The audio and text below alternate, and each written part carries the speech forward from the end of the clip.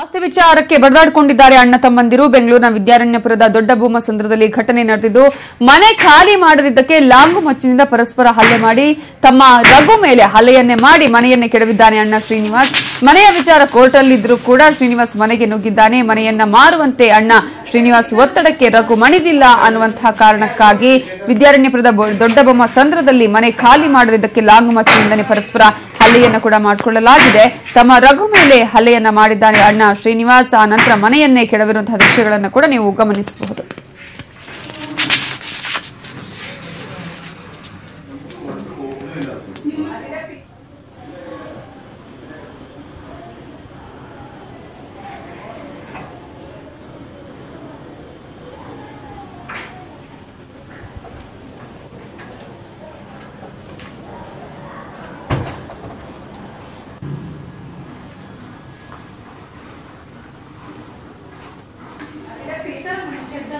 अच्छा, मैं लोग ही देखे था।